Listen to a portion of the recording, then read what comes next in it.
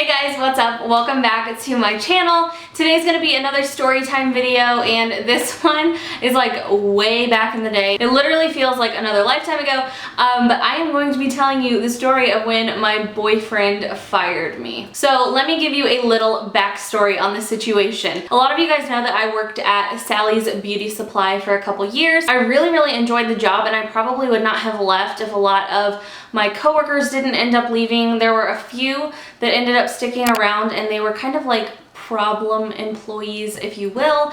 And a few of my favorite girls decided to leave because there was a lot of drama. It was a lot of girls working together, so you kind of know how that goes. So my good friends ended up leaving, and then I was like, okay, I'm not really enjoying this job anymore, so I wanted to find something different as well. I'm trying to remember this chronologically. I can't remember if I started working at a tanning salon before I worked at the frozen yogurt shop.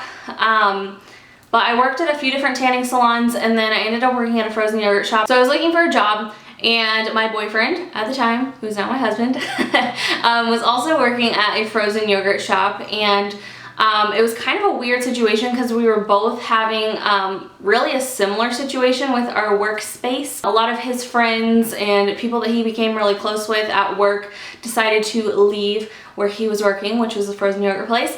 And same kind of situation happened to me with Sally. So anyway, we were both looking for a job, and then one of the people who worked at the frozen yogurt shop with Brock decided he was going to open his own frozen yogurt shop. I was in there all the time. I was just like hanging out with Brock while he was on his breaks and stuff, so I ended up getting to know this other guy who was opening the frozen yogurt shop really well. So he ended up opening this up and was looking for some employees. So at the time, I was looking for a job. Brock was looking for a job. Brock's brother was looking for a job. Brock's best friend, who is also a friend of mine, was looking for a job, and then a whole bunch of Brock's brother's friends were looking for a job as well.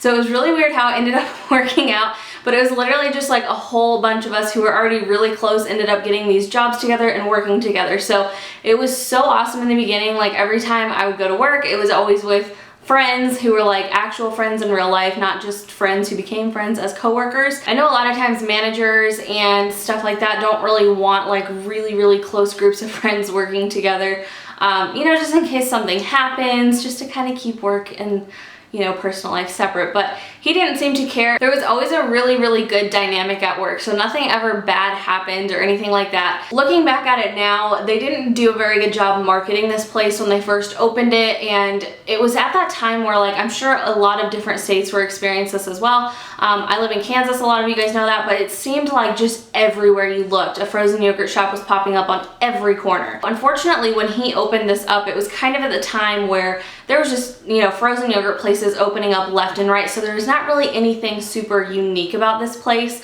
The one thing that was a little more unique than most was it was kind of like a frozen yogurt and a Starbucks mixed, because we did make like espresso, and we did different coffee drinks and stuff like that. So we were all kind of like barista frozen yogurt people, I guess.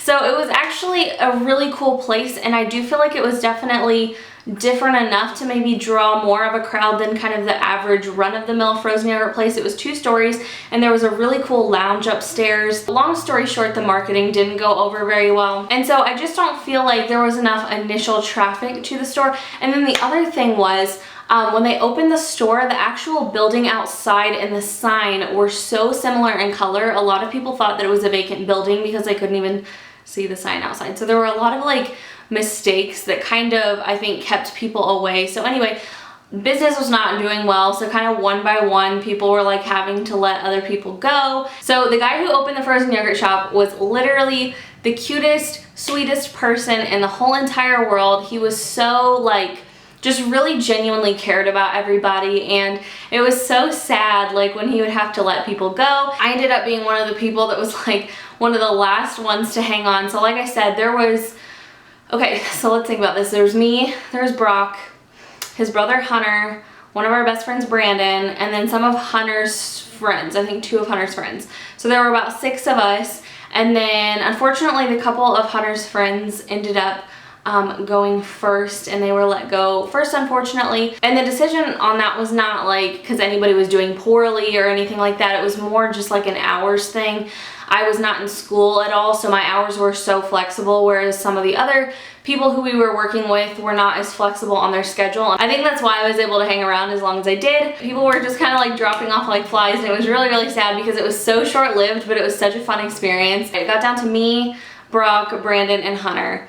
And Brandon was let go, and then I think I was let go before Hunter was. So anyway, this guy was so sweet, and just, I don't know, he was having such a hard time like letting people go. So because Brock and I were together, he told Brock to tell me that I was fired, or to put it kindly, let go. It was just a situation where the owner was like, I can't afford to keep people on anymore. So Brock ended up having to fire me, and then I believe his brother maybe fired him, or maybe the guy ended up just talking to Brock. I don't know. I just remember I came into work, and then Brock was like, this is gonna be your last shift. And I was like, what are you talking about? And he was like, they can't really afford to keep you on anymore. And I kind of knew it was coming, to be completely honest with you, because I had a feeling Brock and Hunter would end up last because they worked with this guy at the other place. So it just kind of chronologically it made sense.